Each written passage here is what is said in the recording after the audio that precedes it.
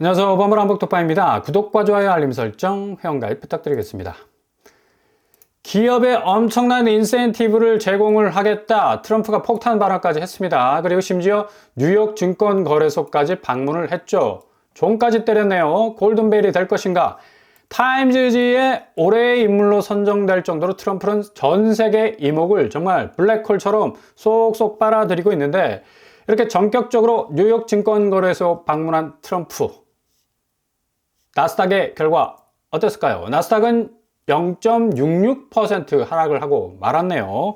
결정적으로 이 대통령, 차기 대통령이 뉴욕 증권거래소 방문한 호재가 있었음에도 불구하고 나스닥이 이렇게 하락한 이유가 뭘까요? PPI, 생산자 물가 지수가 계절 비조정기로는 3% 상승했다고 발표를 했습니다. 2023년 2월에 4.7% 상승 이후 가장 가파른 연간 상승률을 보였다는 얘기죠. 그만큼 물가 상승률에 대한 압박이 높아졌다고 볼 수가 있는데, 엎친 데 덮친 격으로 일주일간 신규로 실업보험을 청구한 사람은 계절 조정 기준 24만 2천 명으로 집계가 됐다는 얘기. 2개월 내 최고치란 얘기죠. 이건 뭘 말합니까? 고용시장?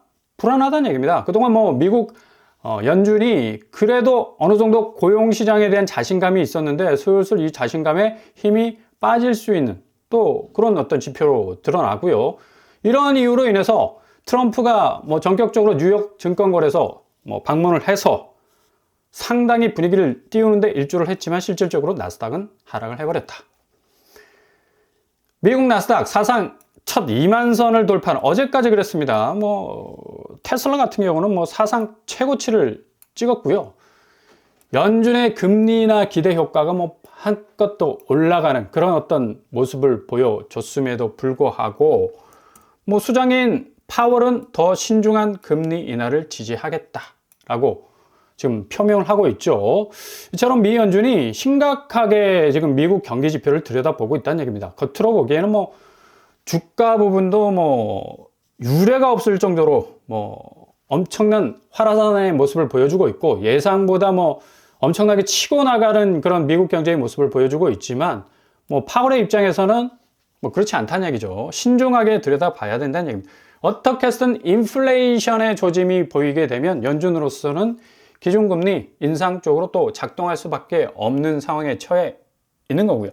예상보다 강력한 경제 상황으로 말미암아 기준금리를 계속적으로 12월에도 내리고 내년 1월에도 내릴 것으로 지금 시장은 전망하고 있지만, 연준 의장 입장에서는 상당히 스탠스가 신중하게 돌아간다는 것을 볼 수가 있습니다. 이유는 미국 국채 지금 계속적으로 오르고 있는 모습 보이고 있죠. 국채금리 자체가 상당 부분 초강달러 현상을 형성을 하면서 전 세계의 자금을 빨아들이는 그런 역할을 하고 있는데, 점점 더 이런 현상은 가중화될 것 같고요.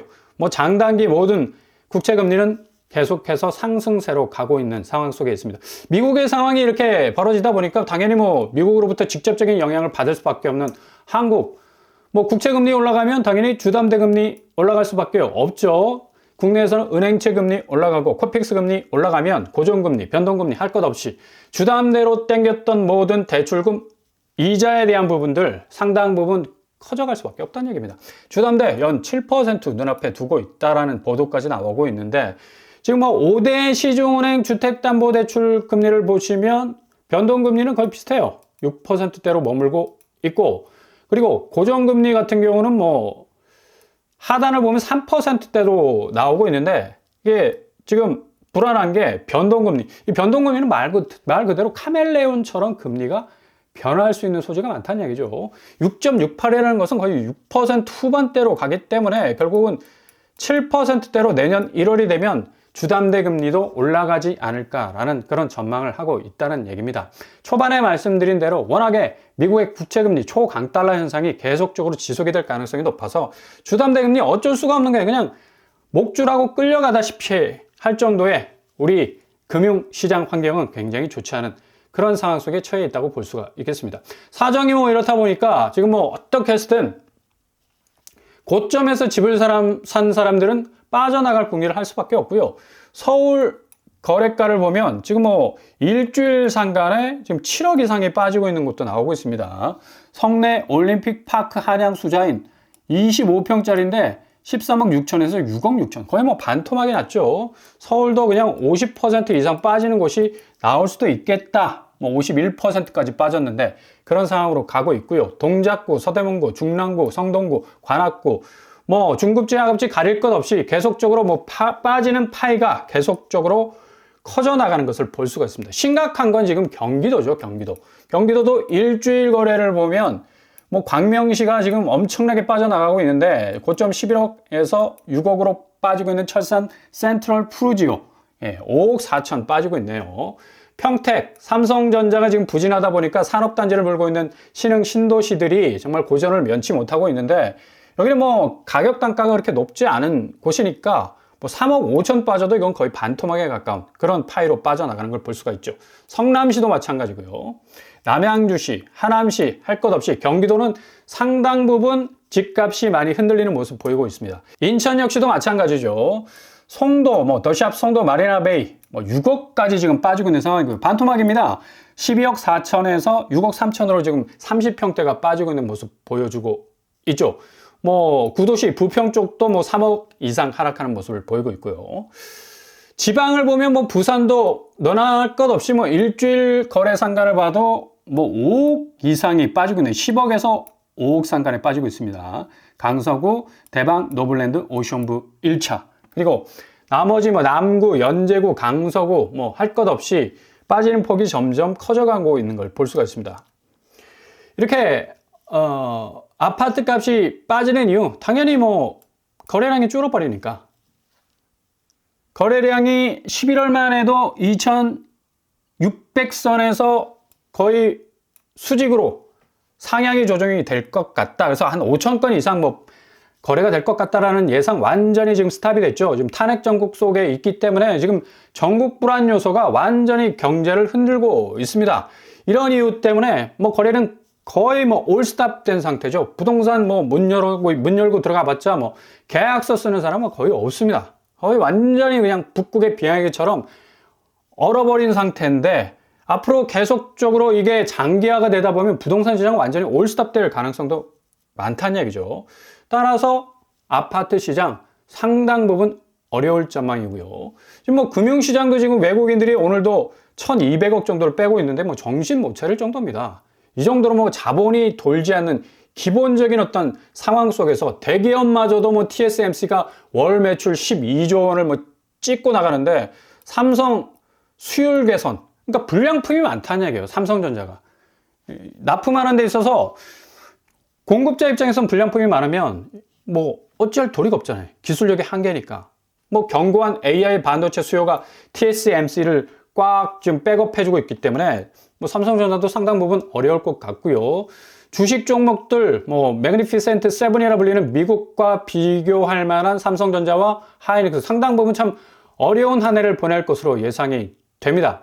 이런 상황 속에서 뭐 국내 모든 자본들이 뭐 외국 쪽으로 빠져나가고 가상화폐 쪽으로 빠져나가니까 도지파더라고 불리는 머스크, 이제 뭐 비트코인, 이더리움, 뭐 도지코인 등등등 뭐 트럼프와 함께 아마 완전히 가치의 어떤 대전환을 이룰 것 같아요. 그 달러의 강세뿐만 아니라 가상화폐 시장까지도 완전히 뭐 먹어버릴 수 있는 그런 시장이 도래할 수 있을 것 같은데 뭐 갓파더 같은 그런 레이저 눈빛을 딱 쏘고 있는데 상당 부분 엄청난 혁명적인 어떤 통화가치 체계의 변화가 올 것 같습니다. 뭐 도지코인에 대한 뭐 지금 1달러를 향한 여정 뭐 계속적으로 좀 기사가 나오고 있고 저항선 0.48달러 돌파가 관건이라고 하는데 아마도 상당히 밈코인 중에는 강력한 대장 주식가 되지 않을까라고 예상을 해볼 수가 있겠네요.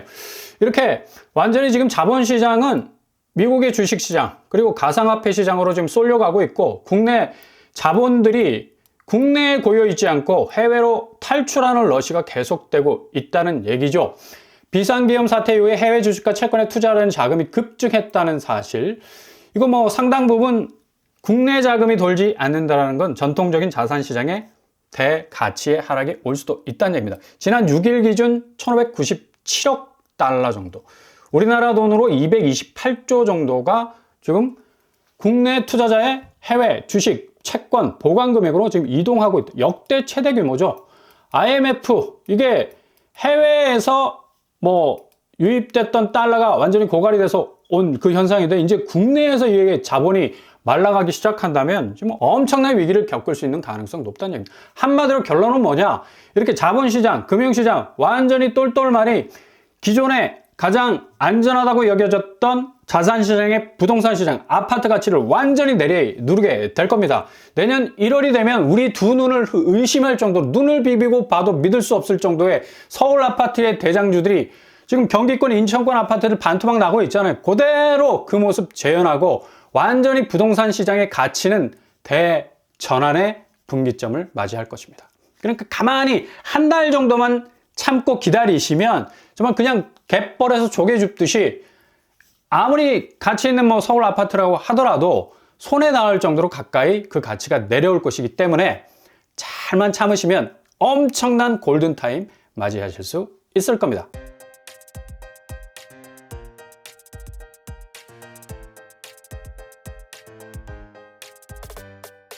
오늘의 부동산 캐리커처, 미국 증시 그리고 가상화폐 시장 통화가치의 대전환이 지금 너무나 빠른 속도로 이루어지고 있죠. 그럼에도 불구하고 국내 아파트 시장은 어떻게 해서든 고점에서 깃발 꽂으면 더 아파트 가치가 올라갈 거라는 왜곡된 관점을 가지고 계신 분들이 많은데 굉장히 위험합니다. 정말 조심하셔야 돼요. 더 이상 고점에 물려서 그 가치가 올라가지 못하면 그대로 그 후폭풍을 맞을 수밖에 없어요. 그러니 한 발 한 발 정말 살얼음판을 걷는다는 심정으로 조심조심 접근해 나가실 수 있길 바랍니다. 이상 로반프랑 복덕방을 마치겠습니다. 구독과 좋아요 부탁드립니다. 감사합니다.